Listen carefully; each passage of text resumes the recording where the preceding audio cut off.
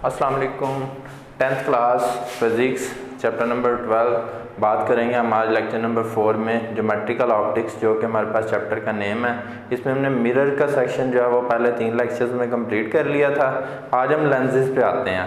तो जब मैंने ये चैप्टर स्टार्ट किया था, मैंने सबसे पहले एक चीज़ बताई थी, मिरर और लेंस में फ़र्क जो है वो दोनों में डिफरेंस, सबसे बड़ा डिफरेंस क्या होता है कि मिरर की सिंगल साइड ट्रांसपेरेंट होती है, जबकि जो लेंस है हमारे पास ये डबल साइड ट्रांसपेरेंट होता है। ठीक है, तो लेंस की आज स्टार्ट करते हैं हम डेफिनेशन। लेंस की डेफिनेशन जो है वो हमारे पास हम ये कह सकते हैं, lens is a device which at least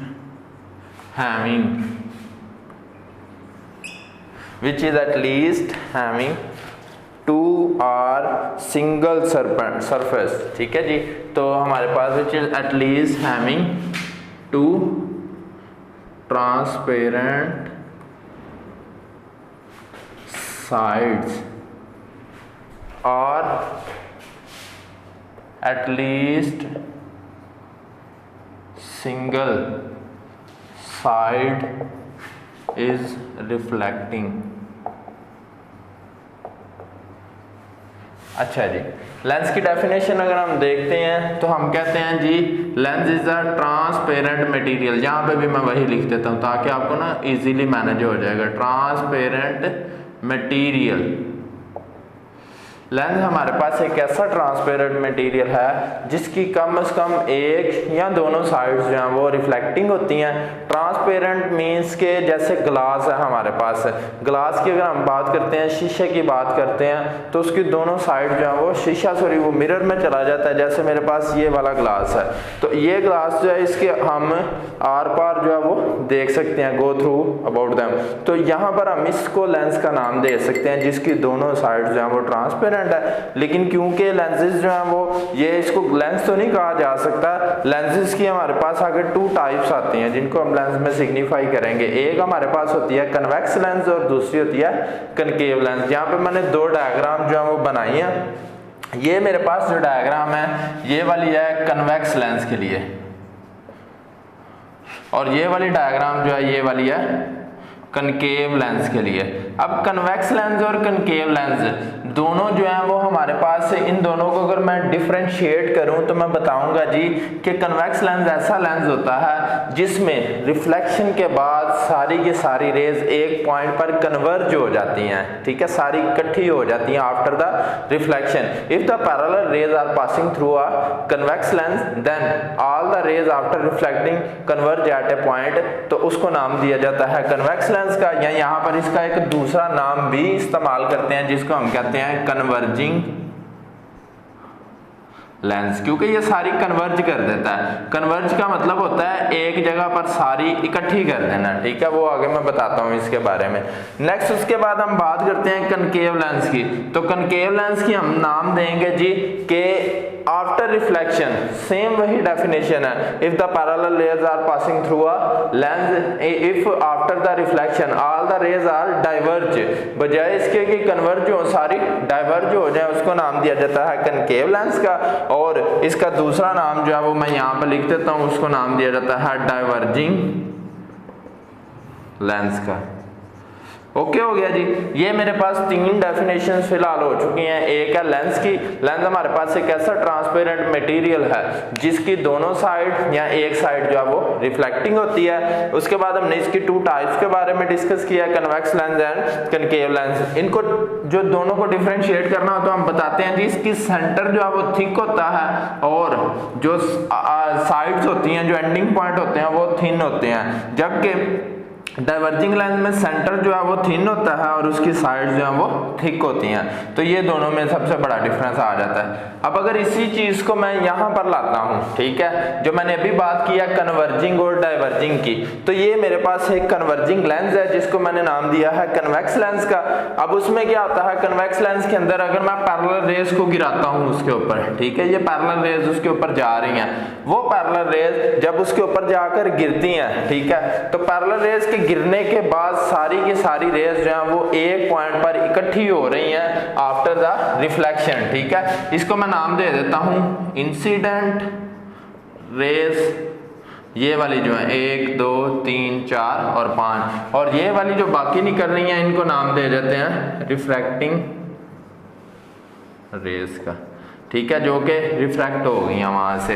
तो ये आप इजीली इस चीज को समझ सकते हैं कि हमने कन्वर्जिंग लेंसेज को क्यों कहा है, क्योंकि सारी की सारी रेज जब टकराती हैं लेंस के अंदर से गुजरती हैं तो वहां से एंगल जो है वो चेंज करके तो सारे एक पॉइंट पर इकट्ठी हो जाती हैं। अब हमने बात की थी जैसे स्फेरिकल मिरर की बात की थी। ठीक है, एक स्फेरिकल स्फीयर जिसका हिस्सा होता है उसके मिरर को नाम दिया जाता है, उसका एक साइड से कुछ हिस्सा ले लिया जाता है, उसको स्फेरिकल मिरर का नाम दिया जाता है। सेम यहाँ पर भी ऐसे ही है, ये भी बेसिकली एक स्फीयर का ही हिस्सा होता है। ठीक है, तो उस स्फीयर को हम क्या करते हैं, उसको कटिंग इस तरह से करते हैं कि उसकी दोनों एजेस जो हैं, ठीक है, जो किनारे हैं वो बारीक और सेंटर पॉइंट जो है वो उसको मोटा रखा जाता है, उसको नाम दिया जाता है कन्वर्जिंग लेंस का। अब जो लाइंस जो कि उस स्फीयर के सेंटर और उस लेंस के सेंटर में से गुजर रही है उस लाइन को नाम दिया जाता है प्रिंसिपल एक्सिस का। ये डेफिनेशन है हमारे पास कि line passing through the centre of the sphere and the centre of the lens. ठीक है, तो उसमें से जो लाइन गुजरती है स्ट्रेट लाइन जो है उसको नाम दिया जाता है प्रिंसिपल एक्सिस का। अब प्रिंसिपल एक्सिस के बाद दूसरी डेफिनेशन जो हमारे पास आती है वो आती है प्रिंसिपल फोकस की। प्रिंसिपल फोकस कौन सी डेफिनेशन है? प्रिंसिपल फोकस जिसमें सारी की सारी इंसिडेंट रेज रिफ्लेक्शन के बाद एक पॉइंट एफ पर फोकस होती हैं, जाकर वहां पर फोकस कर लेती हैं, उसको नाम दिया जाता है प्रिंसिपल फोकस का। ठीक है, ऑप्टिकल सेंटर क्या होता है? ये वही डेफिनेशन जो हमने मिरर के लिए पढ़ी हैं, सिर्फ वहां पे मिरर का लफ्ज यूज करेंगे और यहाँ पर जो है वो उल्ट लफ्ज उसका इस्तेमाल करेंगे लेंस का। हाँ, शेप में भी डिफरेंशिएशन होगी कि जैसे हमने वहां पर कन्वेक्स लेंस के लिए और शेप पढ़ी थी, जो यहाँ पर शेप कन्वेक्स लेंस के लिए वो वहां पर शेप जो है वो कनकेव मिरर के लिए थी, और जो यहाँ पर शेप कनकेव लेंस के लिए है वो वहां पर कन्वेक्स मिरर के लिए थी। तो इस चीज को भी जरा ध्यान में रखिएगा।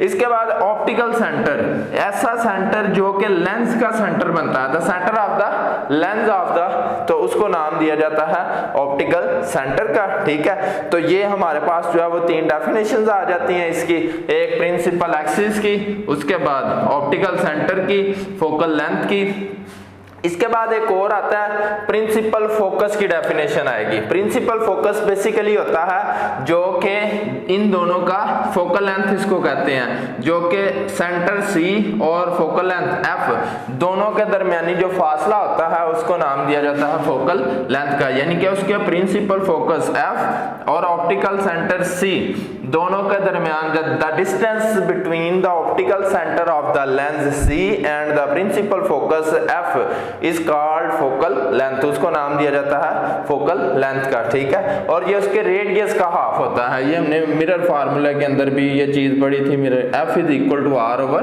2, तो फोकल लेंथ का ये भी फार्मूला आ जाता है हमारे पास। ठीक है जी, अब यही चीजें अगर मैं दूसरी डायग्राम के लिए करता हूं जो कि मेरे पास है, हमारे पास कन्वेक्स जो लेंस है हमारे पास, ठीक है, इसको हमने नाम दिया ना कन्वेक्स लेंस का, तो यहाँ पर वो ये कनकेव लेंस ये वाला लेंस है बेसिकली। ठीक है, और ये दोनों कन्वेक्स लेंस हैं। अब ये मैंने सारा काम किया है कन्वेक्स लेंस के ऊपर, कन्वेक्स लेंस के ऊपर ये सारा काम। अब यही काम जब हम कनकेव लेंस के ऊपर करते हैं तो सेम वही डेफिनेशन रिपीट होंगी, सेम वही सारा कुछ होगा, लेकिन इसको नाम दिया गया कन्वर्जिंग लेंस का, तो इसको नाम दिया जाता है डाइवर्जिंग लेंस का। वो यहाँ पे मैं लिख देता हूँ डाइवर्जिंग लेंस का। तो डाइवर्जिंग लेंस इसको क्यों कहा गया है? आफ्टर द रिफ्लेक्शन, जब रेज यहाँ से पैरेलल रेज सीधी जाके उसके ऊपर गिरती हैं तो वो रिफ्लेक्शन के बाद उसके अंदर से गुजरती हैं, तो इस तरह से अपनी डायरेक्शन जो है वो चेंज कर लेती हैं, तो बाहर की तरफ फैल जाती हैं। ये हमारे पास कनकेव लेंस है, उसका यहाँ पे लिख देता हूँ मैं कनकेव लेंस, उसके अंदर की अब हम काम करने लगे हैं। ठीक है, तो इसके बारे में अगर हम बात करते हैं तो हम कहेंगे जी यहाँ से सारी पैरेलल रेज जब गुजरती हैं तो वहां से गुजरकर तो इस तरह से डिस्पर्स हो जाती हैं, फैल जाती हैं, डाइवर्ज हो जाती हैं। लेकिन हम क्या करते हैं, हम यहाँ पर एक कंडीशन अप्लाई करते हैं। हम कहते हैं जी अगर इन रेज को पीछे की जानब लाया जाए, मैंने डॉटेड लाइन से इसलिए शो किया कि हम खुद ला रहे हैं उसको पीछे की जानब, तो ये सारी एक प्रिंसिपल फोकस एफ पर आकर तो इकट्ठी हो जाती हैं। ठीक है, जैसे ये वाली मेरे पास लाइन यहाँ पर, ये वाली लाइन बैक, इसको पीछे की तरफ बढ़ा रहे हैं हम, तो एक एफ पर फोकस हो रही है जिसको नाम दिया गया था प्रिंसिपल फोकस का। तो डेफिनेशन इसके लिए भी वही रहेंगी। ठीक है, इसको नाम दिया जाएगा प्रिंसिपल एक्सिस का, इसको नाम दिया जाएगा प्रिंसिपल फोकस का, इसको नाम दिया जाएगा ऑप्टिकल सेंटर का, और उसके बाद ये मेरे पास, और ये फोकल लेंथ जो इन दोनों के दरमियान जो डिस्टेंस होता है, ठीक है, उसको नाम दिया जाता है फोकल लेंथ का। अब मेरे पास एक डेफिनेशन यहां से निकलती है पावर ऑफ लेंस की, उसको मैं कहता हूं द रेसिप्रोकल ऑफ, यहां पे लिख देते हैं reciprocal of focal length of a lens. एक लेंस की फोकल लेंथ का रेसिप्रोकल जो है उसको नाम दिया जाता है पावर ऑफ लेंस। रेसिप्रोकल किसको कहते हैं? रेसिप्रोकल कहा जाता है उसका उल्ट, मतलब अगर मैं इसका फार्मूला लिखूंगा तो मैं इसको ऐसे लिखूंगा, P is equal to F over 1/f। Reciprocal होता है उसका उल्ट, जिसको हम इनवर्सली प्रोपोर्शनल कहते हैं, और इसका यूनिट होता है डायोप्टर। ये साइंटिस्ट था जिसने अपने नाम से इसको यूनिट को नाम दिया था डायोप्टर का, पावर का यूनिट जो है। ठीक है, तो ये पावर उसकी सिग्निफाई करता है। अब लेंसेज को इस्तेमाल कहाँ पे किया जाता है? ठीक है, ये ऑलरेडी मतलब आगे टॉपिक भी आएगा, लेकिन बता देता हूँ, माइक्रोस्कोप के अंदर, मैग्नीफाइंग ग्लास के अंदर, ग्लासेस के अंदर, लेंसेज के अंदर इस्तेमाल किया जाता है, आईसाइट ग्लासेस के अंदर इसको इस्तेमाल किया जाता है। उसके अलावा जो हमारे पास टेलीस्कोप होती है उसके अंदर, माइक्रोस्कोप के अंदर, इन सारे लेंसेज को वहां पर जो है वो इस्तेमाल किया जाता है। अब एक लास्ट पे डेफिनेशन है जो आज के लेक्चर को वाइंड अप करने के लिए मैं लास्ट डेफिनेशन बोल देता हूं। अगर आपको याद हो तो हमने फर्स्ट लेक्चर के अंदर जो डेफिनेशन की थी वो हमने की थी सेकंड के अंदर मिरर फार्मूला की। आज वही डेफिनेशन जो है वो लेंसेज फार्मूला के अंदर करेंगे। तो लेंसेज फार्मूला के अंदर जब वो डेफिनेशन करेंगे तो हम तीन चीजें लिखेंगे। ठीक है, 1/f, 1/p प्लस 1/q। हम कहेंगे जी the object distance p, the image distance q and the focal length f of a lens.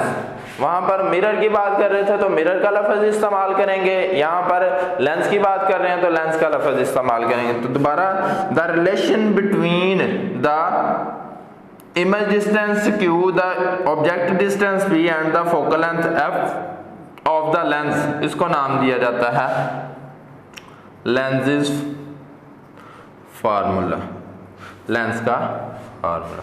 ले जी, आज के लिए इतना ही था, तो अल्लाह हाफिज।